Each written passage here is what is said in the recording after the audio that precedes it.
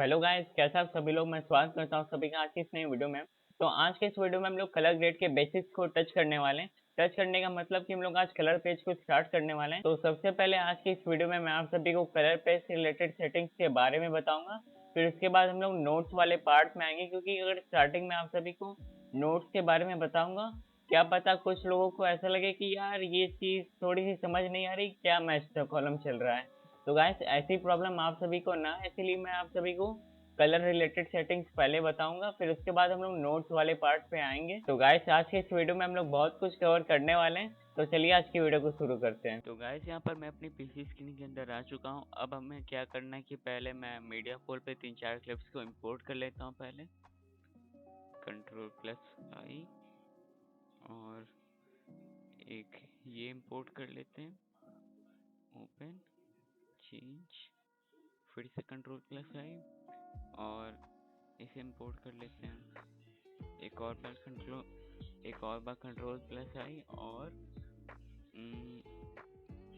इसे इंपोर्ट कर लेते हैं।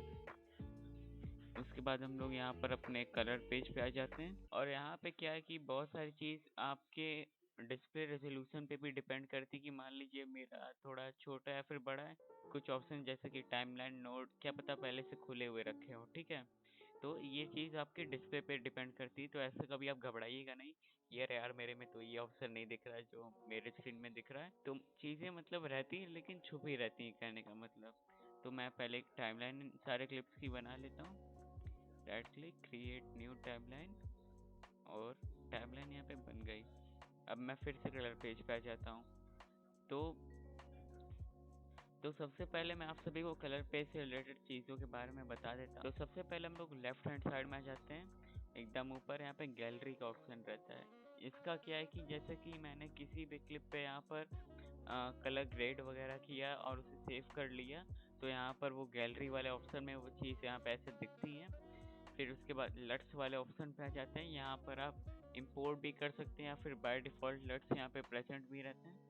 तो जिन्हें लट्स के बारे में नहीं पता मैं बता देता हूँ। लट्स क्या होते हैं कि वो थोड़े स्पेशल प्रीसेट्स रहते हैं जिसपे हम लोग कलर ग्रेडिंग का वर्क करते हैं। इसे मैं फ्यूचर में शायद और अच्छे से एक्सप्लेन करूँ। फिर उसके बाद मीडिया पोल है, ये तो आप सभी जानते होंगे, इसका मैं क्या ही बोलूँ। तो इसका क्या कि आपकी टाइमलाइन जितने भी क्लिप्स से बनी हुई है तो वो सारे क्लिप्स आपको यहाँ पे दिख जाती हैं। फिर उसके बाद यहाँ पे ये नॉर्मल व्यू करने वाला व्यूवर मोड है, इसको तो एक्सप्लेन मैं क्या ही करूँ। उसके बाद हम लोग आ जाते हैं क्विक एक्सपोर्ट वाले ऑप्शन पे, इसे भी मैंने पिछले वीडियो में बता ही दिया था। और उसके बाद हम लोग आ जाते हैं टाइमलाइन वाले ऑप्शन पे। इससे क्या कि हम लोग अपने टाइमलाइन को देख सकते हैं इनेबल या फिर डिसेबल करके। जैसे कि हमारे क्लिप्स यहाँ 3 टाइमलाइन से बनी, तो पूरी टाइमलाइन यहाँ पे दिख जा रही। जैसा कि यहाँ पे कट पेज पे जैसा दिखता है। इस चीज़ को मैं बाद में आप सभी को और अच्छे से बता दूंगा। पहले मैंने क्या सोचा है कि मैं आप सभी को कलर रिलेटेड चीज़ें बता दूं, फिर उसके बाद हम लोग नोट्स वाले एरिया पे आएंगे। फिर उसके बाद इफेक्ट्स वाले ऑप्शन पे आ जाता हूँ। तो इससे क्या है कि आप अपने नोट्स पे कोई भी इफेक्ट ऐसे यहाँ पे डाल के ऐसे अप्लाई कर सकते हैं। तो इसे भी हम लोग बाद में ही देखेंगे क्योंकि ये नोट्स का ही पार्ट है। और उसके बाद आता है लाइट बॉक्स। लाइट बॉक्स का क्या है कि आपके प्रोजेक्ट में यहाँ पे जितनी भी क्लिप्स रहेंगी, जैसे कि 1 2 3 200 300, मतलब जितनी भी एन नंबर ऑफ क्लिप्स रहेंगी वो सारी चीज़ें आपको यहाँ पे दिखेंगी। तो ऊपर वाले पार्ट में बस इतना ही। अब हम आते हैं नीचे वाले पार्ट में। तो गाइस ये जो जितना भी नीचे का पार्ट है, मैं इसे बंद कर लेता हूँ पहले। तो जितना भी ये नीचे का पार्ट है, जैसे कि ये सारी चीज़ें यहाँ पे main colour grading camera raw वाले पार्ट में, यहाँ पे जैसे कि आपकी जितनी भी रॉ फुटेज आती है, जैसे कि रेड कैमरा से आपने फुटेज को इंपोर्ट किया, आप फुटेज रिलेटेड चीज़ों को यहाँ से के बाद हम लोग आ जाते हैं कलर मैच वाले एरिया पे। यहाँ पे क्या कि नाम से पता चल रहा है कि ये कलर को मैच करने के लिए ये चीज़ यूज़ की जाती है। जैसे कि आपने किसी क्लिप को कलर ग्रेड किया, मान लीजिए उसको आपको रेड वाले टोन से कलर ग्रेड करना है। अब इन केस आप कंफ्यूज हो गए कि यार इसमें तो थोड़ा थोड़ा रेड या फिर पिंक इफेक्ट आ रहा है, तो कभी एग्जैक्ट कलर को मैच करना होता है तो आप यहाँ से ऐसे उसको मैच कर सकते हैं। उसके बाद हम लोग आ जाते हैं कलर व्हील्स वाले पार्ट पे। यहाँ पे हम लोग क्लिप से रिलेटेड कलर ग्रेडिंग के काम को करते हैं। जैसे कि मैं अभी टाइमलाइन इनेबल कर लेता हूँ और प्ले करते हैं इसे एक बार।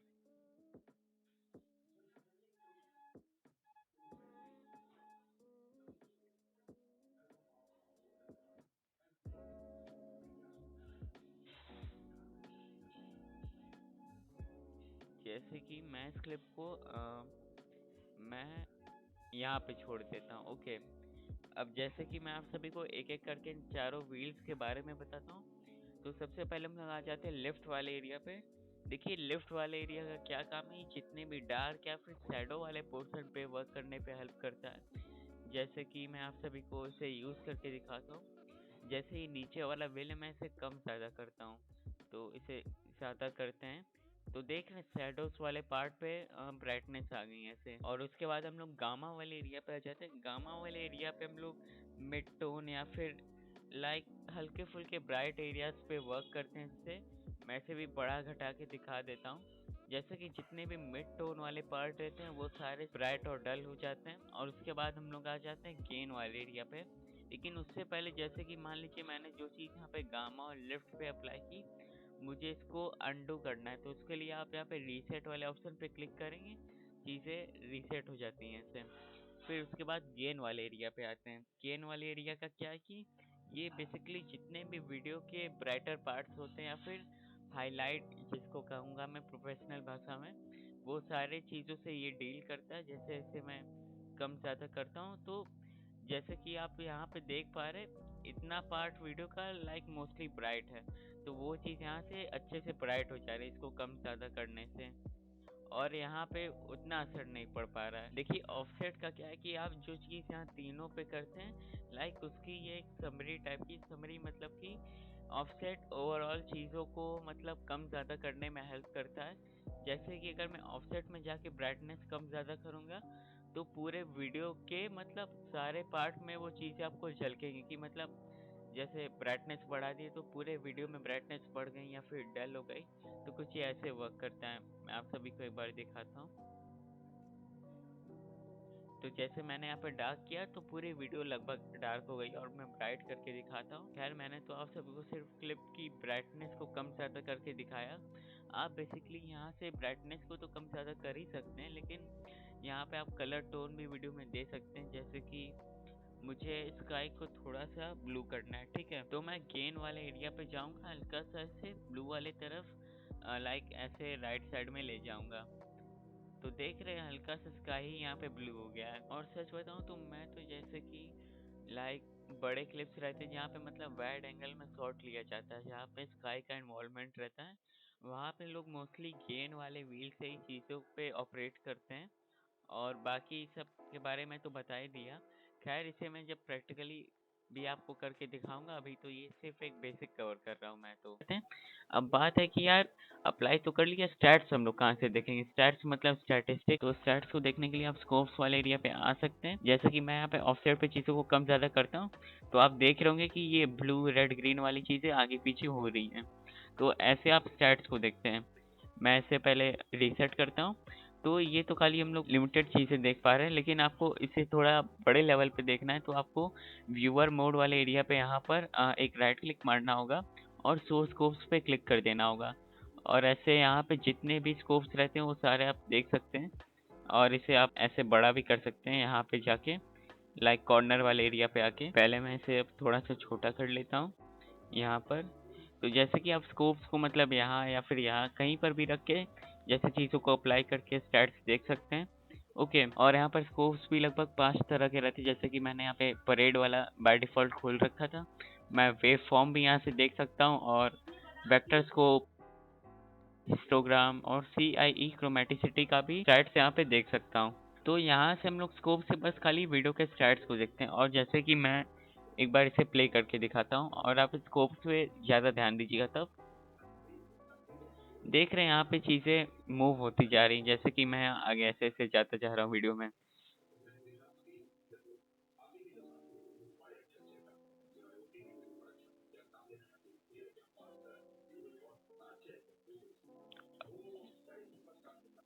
तो ठीक है, स्कोप्स कुछ इस प्रकार से वर्क करते हैं। ये फ्रेम बाय फ्रेम भी चेंज होते रहते हैं, जैसे कि आप सभी ने अभी देख लिया होगा। अब मैं इसे नीचे कर देता हूँ। तो चलिए, ये तो बात हो गई स्कोप्स के बारे में कि हम लोग स्टैट्स कहाँ से देखते हैं। अब मैं आप सभी को बताता हूँ कि आप स्टैट्स को कैसे रीड करते हैं।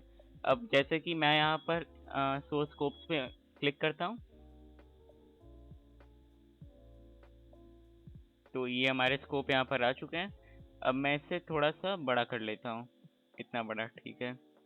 तो जैसे कि सबसे पहले हम लोग परेड पे आ जाते हैं। परेड पे क्या होता है कि ये इसमें खाली 3 कलर ही हमें दिखाई देते हैं, RGB, रेड, ग्रीन, ब्लू, और उसके सिवाय यहाँ पे कोई कलर और दिखाई नहीं देते हैं। अब जैसे कि आपने यहाँ पर ये 0 और यहाँ पे 1023 है, तो ये मतलब ये लोअर लिमिट है और ये अपर लिमिट है। अब मैं आप सभी को इसको जैसे कि बताता हूँ। तो अपर लिमिट और लोअर लिमिट का क्या मतलब है कि जैसे कि जो हमारा लोअर लिमिट 0 है, तो अपर लिमिट लोअर लिमिट का मतलब मैं समझाता हूँ। जैसे कि हमारा यहाँ पे 0 लिखा हुआ है, अगर इसके नीचे ये सारे कलर्स जाएंगे तो चीजें डार्क दिखाई देंगी, और वही चीज अगर ये 1000 के ऊपर गया तो चीजें इतनी ब्राइट दिखाई देंगी, मतलब डिटेल्स उसमें ब्लर दिखने लगेंगे। तो बस अपर लिमिट और लोअर लिमिट का मेरा समझाने का यही मतलब था। अब मैं आप सभी को ये चीज प्रैक्टिकली करके दिखाता हूँ। जैसे अब मैं शैडोज को कॉन्सेप्ट समझाने के लिए आप सभी को लिफ्ट वाले एरिया पे आके दिखाता हूँ। तो एक बार फिर से मैं आप सभी को बता देता हूँ कि जो हम लोग लिफ्ट से डार्क या फिर शैडोज वाले एरिया पे वर्क करते हैं, जैसे कि मैं ब्लू वाले की तरफ ले जाता हूँ इस डॉट को, ठीक है। तो जैसे जैसे हम लोग जा रहे हैं ब्लू वाले तरफ, तो यहाँ पे देख रहे हैं ये ब्लू वाली चीज एकदम ऊपर आ चुकी है, मतलब ये ब्राइटर साइड की तरफ जा रही है। तो कुछ ऐसे ही ये स्कोप वर्क करता है। अब जैसे कि मान लीजिए मुझे मैं इसे रीसेट कर देता हूँ। अब मैं ब्राइटनेस को डिक्रीज करता हूँ, ठीक है। तो आप देख पा रहे हैं कि यहाँ पे जो स्कोप्स हैं वो 0 की तरफ घुसे जा रहे हैं। जैसे कि मैं अपने लेफ्ट वाले सर्कल को डिक्रीज कर रहा हूँ, सारे कलर्स 0 के नीचे घुसते जा रहे हैं, और पूरे शैडोज वाले एरिया यहाँ पे ब्लैक हो गए हैं। तो कुछ ऐसे ये फीचर वर्क करता है। और मैं इसे रीसेट कर लेता हूँ, और उसके बाद जैसे मान लीजिए मैं किसी स्पेसिफिक कलर को कम ज्यादा करता हूँ, जैसे कि मैं ऑफसेट में आके इस पॉइंटर को ग्रीन की तरफ ले जाता हूँ। तो देख रहे ग्रीन वाला ब्लॉक यहाँ ऊपर हो गया और ब्लू और रेड धीरे धीरे नीचे जा रहे हैं, जैसे मैं मतलब ऊपर करते जा रहा हूँ, ठीक है। तो कुछ इस प्रकार चीजें यहाँ पे वर्क करती हैं। 0 के नीचे जाएंगे चीजें डार्क होने लगेंगी, 1000 के ऊपर जाएंगे तो चीजें ब्राइट होने लगेंगी। तो मतलब कुछ इस प्रकार चीजें यहाँ पे वर्क करती है कि मतलब 0 के नीचे जाएंगी तो चीजें मतलब डार्क होने लगेंगी, लेकिन डिटेल्स भी ब्लर होने लगेंगे, और 1000 के ऊपर जाएंगे तो चीजें ब्राइट होने लगेंगी, लेकिन डिटेल्स भी ब्लर होने लगेंगे। तो कुछ इस तरह से ये चीज वर्क करती है। तो ये था RGB परेड, यहाँ पे खाली 3 कलर्स दिखाई देते हैं। अब मैं आ जाता हूँ वेव फॉर्म पे। तो चलिए यहाँ पर मैंने वेव फॉर्म का कर्व खोल लिया है। पहले मैं नोट्स वाले एरिया को इनेबल कर लेता हूँ, ऐसे मतलब एक जगह मिल जाएगी मुझे आप सभी को चीज अच्छे से दिखाने के लिए। तो गाइस वेव फॉर्म का क्या है कि यहाँ पे मतलब जितने भी कलर्स आप यहाँ पे देख पा रहे हैं ना, वो सारे कलर्स यहाँ पे आप सभी को दिखाई देते हैं, ठीक है। और RGB परेड वाले में क्या था, खाली रेड, ग्रीन, ब्लू, बस वही तीनों कलर्स दिखाई दे रहे थे। तो वेव फॉर्म का भी वही सेम कॉन्सेप्ट है, पे भी जो RGB परेड में कॉन्सेप्ट लगता है वो कॉन्सेप्ट यहाँ पे भी लगता है। मैं एक बार फिर से चीजों को रिपीट कर देता हूँ, फिर से मतलब एक चीज आप बार बार सुनेंगे तो आप अच्छे से अंडरस्टैंड कर लेंगे, आप मेमोराइज कर लेंगे। तो इसलिए मैं फिर से रिपीट करता हूँ कि यहाँ पर जैसे 0 और 1000 अपर और लोअर लिमिट है, ओके। और 1000 के ऊपर जाएंगे तो चीजें एकदम ब्राइट दिखेंगी लेकिन ब्लर हो जाएंगी, और 0 के नीचे जाएंगे तो चीजें एकदम डार्क हो जाएंगी लेकिन ब्लर हो जाएंगी। तो the safe limit lies between 0 and 1000, मतलब कि आप 0 और 1000 के बीच में काम करेंगे तो चीजें मतलब एकदम ब्लर नहीं दिखने लगेंगी, मतलब डिटेल्स दिख पाएंगे। जैसे कि मैं स्क्रॉल करके दिखाता हूँ, बस मैंने सिंपली यहाँ माउस से स्क्रॉल किया है। अब मैं क्या करता हूँ, जैसे यहाँ पे गेम पे जाके ना चीजों को ब्राइट करता हूँ, ठीक है। तो इसे ब्राइट करते जाते हैं, और तो ये चीज देख रहे एकदम सीधे 1000 के एकदम ऊपर ही चली गई है। यहाँ पे ब्रिज के जो वो तार नहीं लगे रहते, वो मतलब लग रहा है कि वहाँ कुछ है ही नहीं यार, दिखाई नहीं दे रहा है। जैसे मैं जूम इन थोड़ा सा करता हूँ तो देख पा रहे हैं। तो कुछ ऐसे ये फीचर वर्क करता है कि मतलब ज्यादा ब्राइट कर देंगे तो डिटेल्स हाइड होने लगती हैं 1000 के ऊपर। और मैं इसे वही रीसेट कर देता हूँ। वही चीज अगर 1000 के नीचे रहती तो चीजें हाँ कुछ हद तक दिखती हैं। और बाकी उसके बाद वेव फॉर्म में कुछ ऐसा ज्यादा समझाने को तो है नहीं। फिर हम लोग आ जाते हैं अपने वेक्टर स्कोप में। तो अब हम लोग यहाँ पे वेक्टर स्कोप में आ चुके हैं। ये तो थोड़ा ऐसा प्लेन का रडार जैसा दिख रहा है। तो इसमें क्या होता है कि जैसे मैं बेसिकली क्या करता हूँ कि किसी भी मॉडल या फिर पर्सन के स्किन टोन से रिलेटेड चीजों पे काम करता हूँ, जैसे जब मैं अपनी वीडियो से एडिट करता हूँ तो, ठीक है। और यहाँ पे बहुत सारे ऑप्शंस वैसे यहाँ पे दिखते नहीं लेकिन छुपे रहते हैं। जैसे मैं सेटिंग्स वाले ऑप्शन को क्लिक करता हूँ तो यहाँ पे शो स्किन टोन इंडिकेटर पे क्लिक करते हैं तो यहाँ पे ऐसे लाइन खींची हुई आ जाती है, ठीक है। ये चीज हम लोग को स्किन टोन बताती है। और इसको और डिटेल में देखने के लिए आप यहाँ पे शो 2x जूम पे क्लिक कर सकते हैं। तो देख रहे हैं यहाँ पे एक रोशनी सी आ गई है। तो कुछ ऐसे ही ये चीज वर्क करती है। और इसको मैं बहुत अभी हाईली कवर नहीं कर रहा, इसको मैं फ्यूचर में ही कवर करूंगा। फिलहाल अभी मैं बेसिकली आप सभी को बता रहा हूँ। और उसके बाद हम लोग यहाँ से वेक्टर स्कोप के ये यहाँ पे जो रोशनी जैसी चीज दिख रही है इसको हम लोग कम ज्यादा कर सकते हैं। जैसे कि हम लोग इस बार को राइट साइड की तरफ ले जाएंगे, चीजें और ब्राइट होते जाएंगी। और ग्रेटिक्यूल में जैसे हम लोग इसको राइट साइड में ले जाएंगे तो ये आपका जो रेडार बाहर का दिख रहा है ना, रेडार या फिर मीटर कह लीजिए, ये चीज आपकी गायब हो जाएगी या फिर दिखने लगेंगी। तो कुछ इस तरह ये चीज वर्क करती है। बाकी वेक्टर स्कोप में फिलहाल इतना ही। और उसके बाद अब मैं आ जाता हूँ हिस्टोग्राम में। तो उसके बाद हम लोग हिस्टोग्राम पे आ जाते हैं। हिस्टोग्राम का देखिए क्या सीन है कि ये थोड़ा जैसा पहाड़ टाइप का बना हुआ दिख रहा है। यहाँ पे मतलब खेल ही बदल जाता है। खेल बदलने का मतलब कि जैसे आप सभी ने वेव फॉर्म या फिर परेड में देखा होगा कि नीचे इधर 0 रहता है और ऊपर 10,000 वाली लिमिट रहती है, मतलब जो हायर लिमिट रहती है। लेकिन हिस्टोग्राम में ये चीज लेफ्ट से राइट चलती है, क्योंकि मतलब लेफ्ट में ऐसे 0 है मतलब स्मॉलेस्ट लिमिट, और इधर हाईएस्ट लिमिट हमारी 1000। अब जैसे मैं इसको आपको मैनिपुलेट करके दिखाता हूँ, मैं इसको इंक्रीज कर रहा हूँ, ठीक है। तो देख रहे हैं चीजें 1000 की तरफ जा रही हैं, और वही चीज मैं अब इसे डिक्रीज करता हूँ तो चीजें लेफ्ट की तरफ आना शुरू हो जाती हैं। तो कुछ इस प्रकार ये हिस्टोग्राम कर्व वर्क करता है। तो देखिए क्या है कि यहाँ पे जितने भी मैंने अभी तक आपको 4 कर्व्स के बारे में बताया, ये चारों कर्व्स लगभग एक ही जैसी चीज दिखाती हैं। बस चीजें आप पे डिपेंड करती हैं कि चीज आपको रीड करने में किस पे ज्यादा कंफर्टेबल होती है। अब जैसे मेरा का पर्सनल प्रेफरेंस रहता है कि मैं हिस्टोग्राम और परेड पे ही ज्यादा वर्क करता हूँ, और जैसे बाकी सारे जो ग्राफ्स भी हैं उनको मैं प्रेफरेंस थोड़ा सा कम देता हूँ। तो अब हम लोग आ चुके हैं CIE क्रोमेटिसिटी में। तो ये अपने में ही एक बहुत बड़ी चीज है, इसलिए क्योंकि जैसे कि आप यहाँ ग्राफ देख पा रहे हैं ना, ये एक उबड़ खाबड़ सा बड़ा सा ट्राइंगल बना है, उसके बाद एक यहाँ परफेक्ट ट्राइंगल बना है अच्छा सा। ये क्या है कि यहाँ पे कलर स्पेस की रेंज है एक तरह से। ये जैसे कि जो उबड़ खाबड़ वाला जो बाहर का ट्राइंगल है, इसी के अंदर मतलब सारे कलर्स मतलब प्रेजेंट रहते हैं। फिर उसके अंदर जो आपको यहाँ पे रेक 709 है, जो ये डेफिनेट ट्राइंगल आप देख पा रहे हैं, इसके अंदर जितने भी कलर्स रहते हैं वो सारे हम लोग विजिबली देख पाते हैं। ओके, जैसे कि आप जितनी चीज़ों को यूट्यूब पे या फिर टीवी पे मतलब जितनी भी चीज़ों को आप स्क्रीन पे देख पाते हैं वो सारी चीज़ें रैक 709 वाले एरिया के अंदर आती हैं। ओके, और आप यहाँ पे देख पा रहे होंगे कि रैक 709 फिर नंबर लिखे हैं, फिर RGBW। तो ये खुद में ही बहुत बड़ी कॉम्प्लेक्स चीज़ है, तो इसीलिए मैं इस पे बहुत ज़्यादा डीप डाइव अभी नहीं कर रहा। और बस इसको आप ऐसे समझ लीजिए कि ये कलर स्पेस को डिफाइन करने के लिए एक तरह से एक ग्राफ बना हुआ है। ओके, तो इसे हम लोग अभी लीव करते हैं, इसको मैं आप सभी को फ्यूचर में बताऊंगा। तो ये तो बात हो गई CIE क्रोमेटिसिटी की। अब जैसे मान लीजिए आपको कभी इनकेस आपको किसी ने कहा कि यार मुझे रैक 709 नहीं, मुझे ACES वाले कलर स्पेस से रिलेटेड चीजें चाहिए, ठीक है, मतलब उस फॉर्मेट में। तो उसके लिए आपको क्या करना है, आपको यहाँ पे अपने प्रोजेक्ट सेटिंग्स वाले ऑप्शन पे चले जाना है, और कलर मैनेजमेंट में जब आप चले जाएंगे तो यहाँ पे बाय डिफॉल्ट कलर साइंस वाले एरिया पे डाविंसी YRGB है, और उसके बाद यहाँ पे डाविंसी YRGB कलर मैनेज्ड है। तो यहाँ पे क्या कि ये थोड़ा सा एक इसका नॉर्मल सा वर्जन है और ये थोड़ा सा एडवांस वर्जन है, तो आप यहाँ से भी चीज़ों को छेड़छाड़ कर सकते हैं। और उसके बाद मैं अगर यहाँ पे टाइमलाइन कलर स्पेस पे आ जाता हूँ, तो यहाँ पे बहुत सारे कलर स्पेस रहते हैं, मतलब बहुत तरह के, नाम ही पढ़ पढ़ के समझ सकते हैं कि यार बड़ी एडवांस चीज़ है यार ये तो जैसे मान लीजिए आपको कभी AECS वाले पे कोई बंदा डिमांड कर रहा है कि यार मुझे इस फॉर्मेट में चीज़ें चाहिए, तो आप यहाँ से जाके AECS वाले फॉर्मेट को सिलेक्ट कर सकते हैं। जैसे कि मैं आप सभी को यहाँ पे खोज के दिखाता हूँ, तो ये रहा ACES। मैं इससे पहले गलत प्रोनाउंसिएट कर रहा था।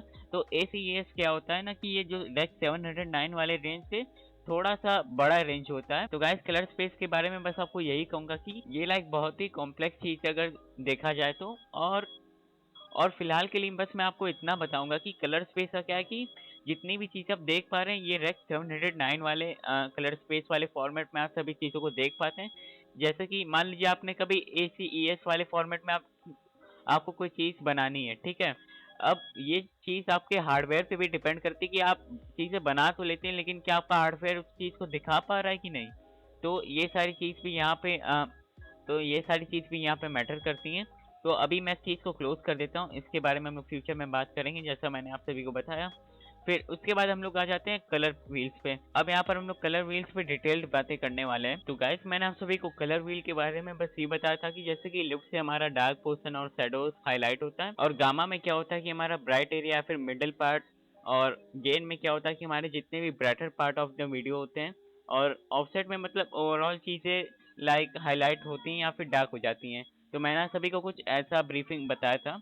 अब मैं जैसे कि यहाँ पे तो मैंने आप सभी को कलर व्हील्स की एक बेसिक सी जानकारी दी थी। तो अब यहाँ पे कलर व्हील्स के भी बड़े अलग अलग फीचर हैं। जैसे कि मैं यहाँ पर आपको वेव फॉर्म नहीं, परेड ही खोल लेते हैं। परेड पे आ जाता हूँ, ठीक है। आप यहाँ से भी चीज़ों को कम ज़्यादा कर सकते हैं। आप नीचे जैसे देख पा रहे होंगे, यहाँ पे colour boost, shadows, highlight, saturation, hue, loom mix, okay. जैसे कि मेरे को कलर को थोड़ा सा चटक बनाना है, तो मैं ऐसे ऐसे यहाँ पे हाई कर सकता हूँ, और मैं ऐसे अभी रीसेट कर देता हूँ। शैडोज को यहाँ से डार्क ब्राइट कर सकते हैं। मतलब जितनी भी चीज़ें, आप इन सारी चीज़ को नीचे से भी कम ज़्यादा कर सकते हैं, ओके। फिर लेकिन आप सभी ने एक चीज़ ध्यान दी होगी कि यार, मैंने जैसे बताया कि यहाँ से अगर मैं कुछ भी छेड़छाड़ करूँगा तो शैडोज पे फर्क पड़ता है, ठीक है। लेकिन यहाँ पे तो ओवरऑल ग्राफी पूरी हिल जा रही है, जैसे कि मैं इसे कम ज़्यादा कर रहा हूँ, तो मतलब शैडोज कम होने के, अब जैसे कि मैं इसे कम ज़्यादा कर रहा हूँ ऐसे, तो मतलब चीज़ें तो ऊपर आ रही, लेकिन ये वाला पार्ट भी ऊपर आ जा रहा है। तो इस चीज़ को फिक्स करने के लिए आप क्या कर सकते हैं, आप यहाँ पे इस आप यहाँ पे कलर व्हील्स के बगल में जो ये दूसरा ऑप्शन है लॉक व्हील्स, आप यहाँ पे आ सकते हैं। जैसे कि यहाँ पे shadow, mid tone, highlights, offset, यहाँ पे सारे ऑप्शंस आपको दिख जाते हैं। जैसे कि आपको पार्टिकुलरली सिर्फ और सिर्फ शैडोज पे वर्क करना है, ठीक है। तो आप यहाँ से इसको कम ज़्यादा करेंगे तो सिर्फ शैडोज वाले एरिया पे वर्क होगा। जैसे मैं इधर ब्लू वाले पार्ट पे इसे ले जा रहा हूँ, तो देख रहे हैं कि मतलब यहाँ पे खाली इतना पार्ट हिल रहा है, ऐसा नहीं कि मतलब पूरी चीज़ हिल जा रही है ऊपर से नीचे तक। तो मतलब आपको मोर प्रिसाइजली कोई चीज़ पे वर्क करना है, तो आप लॉग व्हील्स पे आके यहाँ पे इन सारी सेटिंग्स पे वर्क कर सकते हैं। यहाँ पे भी mid tone, colour boost, shadows, highlight, saturation, hue, सारे ऑप्शंस मिल जाते हैं आपको वर्क करने के लिए। लेकिन बस यहाँ पे यही डिफरेंस है कि कलर व्हील में क्या है कि यहाँ से चीज़ों पे हम लोग वर्क करेंगे तो ओवरऑल चीज़ों पे थोड़ा सा इफेक्ट पड़ ही जाता है, ठीक है। और वही मैं लॉग व्हील्स पे आके करता हूँ चीज़ों पे वर्क, तो लाइक प्रिसाइजली बस उतनी ही चीज़ पे वर्क होता है जितने पे हम लोग को लाइक वर्क करना रहता है। जैसे कि मैंने आप सभी को शैडोज वाले चीज़ पे वर्क करके दिखाया था। अब फिर कलर व्हील्स के बाद हम लोग आ जाते हैं स्नोड वाले पार्ट पे। जैसे कि मान लीजिए मैंने इसमें ब्लू चीज़ को बढ़ा दिया, ठीक है। अब मुझे इस चीज़ को रीसेट करना है, तो मैं यहाँ से तो रीसेट कर ही सकता हूँ। अब आप क्या कर सकते हैं कि आप नोड वाले पार्ट पे भी आके इसे एक राइट क्लिक मारेंगे और यहाँ पर reset node grade pay click करेंगे, तो यहाँ पर नोड पे अप्लाई की गई जितनी भी कलर ग्रेड वाली सेटिंग्स है वो सारी चीज़ें रीसेट हो जाती हैं ऐसे भी। फिर उसके बाद हम लोग आ जाते हैं वाइट बैलेंस वाले ऑप्शन पे। तो जैसे कि मैं इसे यहाँ पे क्लिक कर, तो मैं इसे एक बार अप्लाई करके आप सभी को दिखाता हूँ। जैसे कि यहाँ पर ओके, जैसे कि मैंने इसे क्लिक किया तो आपने यहाँ पे देखा कि टेम्परेचर और टेंट पे थोड़ा सा फर्क पड़ा, और मैं इसे एक बार रीसेट भी करके दिखाता हूँ। तो कुछ ये ऐसे डिटेल्स यहाँ पे भाग गई। तो ये चीज़ कब काम आती है, जैसे कि आप किसी ऑब्जेक्ट पे थोड़ा सा वाइट या फिर येलोइश टोन थोड़ा सा देना चाहते हैं किसी डार्क ऑब्जेक्ट पे, तो तब इस चीज़ का हम लोग यूज़ करते हैं। जैसे कि यहाँ पे डार्क ऑब्जेक्ट मुझे, मैं पहाड़ को ही ले लेता हूँ, मैं इसे क्लिक करता हूँ तो एक हल्की सी येलो और वाइट टाइप की टोन आ जाएगी। मैं इसे क्लिक करता हूँ तो देख रहे पूरे एरिया पे हल्का सा व्हाइट और येलोइश टाइप का टोन आ गया। तो ये चीज़ बस डार्क ऑब्जेक्ट्स को हल्का सा येलो और व्हाइट टोन ऐड करने में मदद करती है। फिर उसके बाद हम लोग आ जाते हैं यहाँ पे बार्स वाले एरिया पे। ओके, तो यहाँ से क्या है कि चीज़ों को आप माउस से ऑपरेट कर सकते हैं। मतलब वही चीज़ें रहेंगी यहाँ पर जो आप कलर व्हील्स या फिर लॉग वाले एरिया पे देख रहे थे। बस यहाँ पे क्या है कि आप रेड, ब्लू और ग्रीन वाले स्पेसिफिक कलर से कॉम्बिनेशन बना के चीज़ों को कम ज़्यादा कर सकते हैं। जैसे कि मैं आप सभी को करके दिखाता हूँ। मैं लेफ्ट में आता हूँ, ठीक है। अब मुझे जैसे ब्राइटनेस को इंक्रीज करनी, तो मैं वाइट कलर से ही खेल खेलूंगा। खेल खेलने का मतलब उसको कम ज़्यादा करूंगा, ठीक है। मैं इस पे ऐसे एक बार क्लिक करता हूँ और मैं इसे माउस से कम ज़्यादा करता हूँ और इसको ऊपर ले आते हैं। ओके, मैं माउस से इसको कम ज़्यादा करता हूँ। जैसे इसको नीचे ले जा रहा हूँ तो चीज़ें डार्क होते जा रही हैं, और वही मैं इसे ऊपर करूँगा तो चीज़, या फिर आप इन वैल्यूज़ को यहाँ पे लाइक यहाँ पे लिख के भी ऐसे 1 2 3 4 कुछ भी कम ज़्यादा कर सकते हैं। ओके, और उसके बाद मैं इसे कम कर लेता हूँ, ये तो बहुत ज़्यादा हो गया। और अगर आप चाहें तो आप माउस के पॉइंटर से भी इसे ड्रैग करके कम ज़्यादा कर सकते हैं। और फिर उसके बाद मैं जो आपको बता रहा था ना कि आप यहाँ पे कॉम्बिनेशन से भी वर्क कर सकते हैं। कॉम्बिनेशन का मैं जैसे आपको करके दिखाता हूँ। मैं किसी क्लिप पे आ जाता हूँ पहले। अब लाइक मैं यहाँ पर आ गया हूँ। अब मुझे यहाँ पे इसकी ब्राइटनेस को इंक्रीज करना है, तो मैं गेन पे इसे बढ़ा देता हूँ। ओके, और इसमें मैं जैसे कि रेड को ऐड करता हूँ, ठीक है। तो आप देख रहे होंगे कि यहाँ पे जो ऐसे लाइट बनी थी ये चटक रेड हो चुकी है, और लेफ्ट वाले एरिया से लाइक रेड को इंक्रीज करता हूँ, तो मतलब यहाँ पे जितने भी शेडोज है वो रेड हो गई। अब मैं यहाँ पर ग्रीन को इंक्रीज करता हूँ, तो देख रहे हैं यहाँ पे चीजें पिंक हो गई। तो यहाँ पे कलर कॉम्बिनेशन का बहुत बड़ा खेल है कि जैसे आप रेड और ग्रीन को मिक्स करके पिंक नहीं बनाते हैं रियल लाइफ में, वैसे ही यहाँ पे भी चीजें वर्क करती हैं। तो यहाँ पे क्रिएटिविटी का बहुत बड़ा खेल है। मतलब लाइक आप जितने क्रिएटिव होंगे, आप उतने मतलब इन तीनों कलर से लाइक अलग अलग कलर्स को बना सकते हैं मिलाकर कम ज़्यादा करके। तो गाइस कलर बार कुछ इस तरह वर्क करते हैं। ये बस आपको लाइक इन तीनों कलर से लाइक आप कुछ भी कम ज़्यादा करके कॉम्बिनेशन बना के कोई नया कलर जनरेट कर सकते हैं। तो बस इस चीज़ में ये चीज़ आपको मोस्टली हेल्प करती है, क्योंकि मैं खुद इस पर्पज़ से इस चीज़ का सबसे ज़्यादा यूज़ करता हूँ। और इसके बाद हम लोग आ जाते हैं नोट्स वाले एरिया पे। मैं पहले से रीसेट कर लेता हूँ। तो नोट्स का क्या है कि जैसे कि बाय डिफ़ॉल्ट एक तो क्रिएट होके पहले से बनी ही रहती है, जब हम लोग टाइमलाइन बनाते हैं उसकी ये नोड रहती है। अब जैसे कि नई नोड बनानी है, ठीक है? तो उसके लिए क्या करना है कि राइट क्लिक करके यहाँ पर एक हम लोग नई नोड बनाने के लिए ऐड नोड कर सकते हैं। यहाँ पे नोड भी बनाने के बहुत तरीके होते हैं कि कैसी नोड चाहिए। जैसे कि ऐड सीरियल में क्लिक करके दिखाता हूँ, तो उसके बाद एक अगली नोड बन जाती है नई, ठीक है?